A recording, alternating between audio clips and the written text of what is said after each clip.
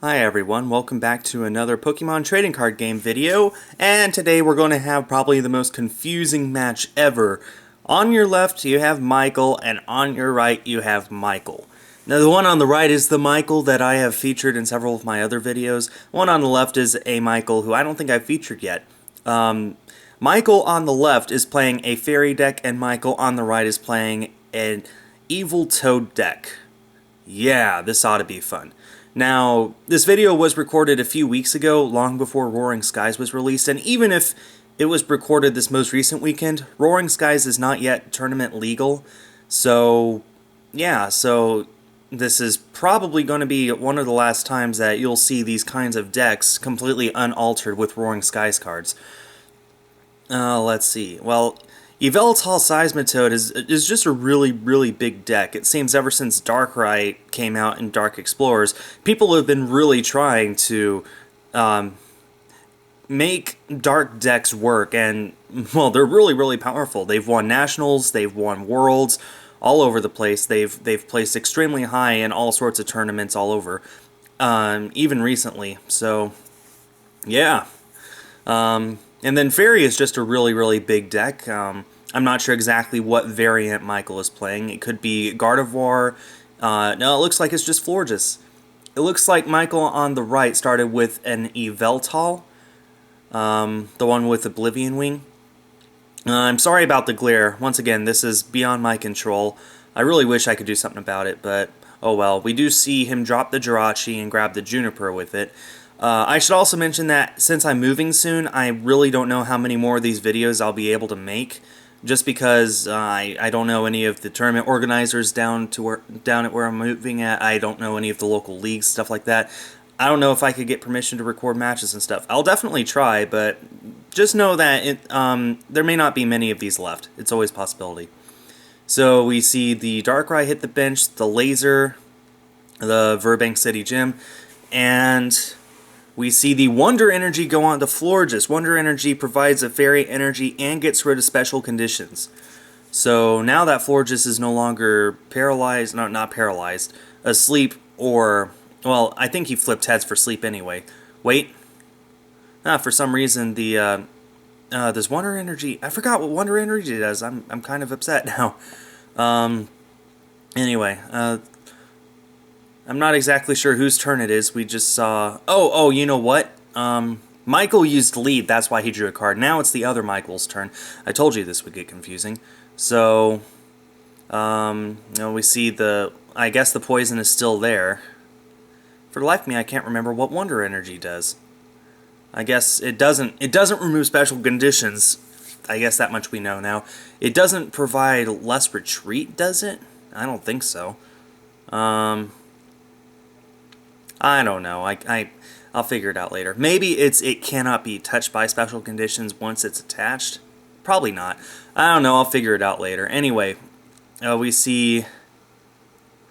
I guess that was... Well... okay, so Mikel played the N. I'm just going to pick right back up here. Okay, he played the N. Both players get 6 cards because they both have 6 prizes left. If Mikel can get off a really big attack this turn, he could probably win the game. It would have to be a really big attack. So big I don't even think he can do it. So they both get their 6 cards. The Verbank comes back out. There's the YvelToad EX. Drops down the DCE on it before deciding, maybe that's not what I want to do. So he takes it back. And he's just going to pass, it looks like. Interestingly enough. The YvelToad on the front does not have an energy attached to it, so it can't use Oblivion Wing for that extra damage. Even though Florges is resistant to Dark, every little bit counts. Even if it can only do 10 damage, then that's 10 less damage it'll have to do later. Potentially 1 less turn it'll need to attack. So we see the Eevee and the Muscle Band go down on Mikel's side, and then he's going to play his Skyla here. There's all sorts of stuff. I think I see a Manectric EX in his deck. That is definitely a Manectric EX. Interesting. We see a Xerneas EX. Well, he's getting the Professor's Letter. He's going to get 2 energies. One's a Fairy, one's an Electric energy. He can attach the Fairy energy to the active if he wants, and then use Bright Garden, but Bright Garden in this case would not do any damage, or I think it would only do 20. In any case, he's going to attach it to the Eevee and then use its ability to search his deck for a Sylveon, which we don't see too much.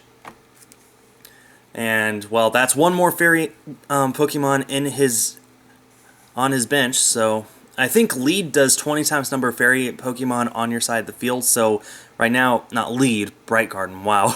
Florges' first attack is lead, search your deck for a supporter. Second attack is Bright Garden, which does 20 times the number of fairy Pokemon on your side of the field, so in this case it would do 40. And it looks like he's going to use Ultra Ball here, and search out for... Or maybe he's using lead right now. I think he's using Ultra Ball. Yep, there's Ultra Ball, and he's getting a Spritzy. Gone are the days where you can use Level Ball without having to discard cards from your hand, but at this point so few people even care anymore. Ultra Ball is just such a powerful card. Yes, you discard cards, but in this format, discarding cards is not a bad thing to do. So, we see... Well, the Spritzy went down. I guess Mikel's trying to figure out if there's anything else he wants to do before he uses lead. He could use lead here? Oh, wait. I guess he just passed. Mikel attached a double colorless energy to a YvelToad on pass. Now that Florges has 130 damage on it, it's going to get knocked out going into Mikel's turn here unless he can get rid of the special conditions or retreat it. I believe it only has a 1 retreat cost, so retreating is an option. Not preferred, of course, because then it has to discard that energy. And fairy energies are very valuable in these kinds of decks. So we do see the lead, which gets him a Colress, but the Florges is knocked out due to poison going into Mikel's turn. That's why Mikel drew his 2 prizes there. And Mikel will now put the Florges in this discard pile going into Mikel's turn. You see, this is getting so confusing. Anyway, Mikel finally got a Darkness Energy, it looked like. He's going to discard VS Seeker and a YvelToad EX with that Ultra Ball, get the Trubbish. Now he's just hoping to shut down all abilities on Mikel's side. Shutting down abilities on his side at this point isn't that big of a deal. He'd lose free retreat, but that's about it. We do see the Hypnotoxic Laser and the VS Seeker for Professor Juniper. And he benches a Seismitoad EX. Sooner he can get up a Quaking Punch, the better. And we're just going to see the Oblivion Wing. And the Sylveon now has a total of 60 damage on it. Yeah, 60. 40? 60? I don't know if it has a Darkness Resistance or not. I'm going to assume no, because I see the dice say 60, but then again, this is preview mode on my computer, so the quality isn't as good as it is going to be in the final product. If it's 40, I apologize, but I see 60. So, anyway, we do see the Colress from Mikel's side. That'll get him a nice solid 7 cards. Of course, with Skyfield out now, we could potentially see a Colress for 16 one of these days. Unlikely, but possible. For now, 7 is not bad at all. Usually, you don't want any less than 4. 3 is about the lowest I would ever Colress. Otherwise, I'd be like, I'll wait till next turn. Unless there's like a really, really good reason, of course. Oh, yeah, Wonder Energy. He attached it to the Manectric there, and now they're reading it, and turns out, no, you can only attach it to Fairy Pokemon. And, well, I'm no expert, but Manectric doesn't look like a Fairy Pokemon. So he attaches an Electric Energy to Manectric instead, and then he uses Sylveon's attack, which deals damage and forces the energy to go to a different Pokemon on the opponent's bench. In this case, he put it to Jirachi, because there's no way to transfer it off without Energy Switch, and it's very unlikely Mikel runs that, so it's basically stuck on Jirachi. It does give Jirachi the chance to retreat at some point, but well, it's probably just the best thing that Mikel could do. The Sylveon was knocked out by poison. It only has 90 HP. And he promoted the Manectric EX. And Mega Manectric is a very, very powerful YvelToad EX counter. It does 110 damage. And since YvelToad EX is weak to electric, then it does 220, which is enough to one-shot for just 2 energy. Even just the second attack of regular Manectric, not the Mega, Overrun, does 60 damage, plus another 60 if the opponent has a tool attached to it. So if that YvelToad EX has a tool, then Overrun does, well, 240 damage. It's a pretty powerful YvelToad EX counter. And in this case, it seems to actually be doing a good job. So yeah, I was correct earlier. The Sylveon was resistant to Dark, but the YvelToad had the Muscle Band on it. That's why it did 50 and then another 10. It did 30 from the Oblivion Wing, plus a Muscle Band, minus 20 for resistance, and then another 30 from Poison. So I wasn't seeing things. We do see the Manectric EX and the Xerneas EX now on the bench. See a Wonder Energy go on to Xerneas, and we're going to see the...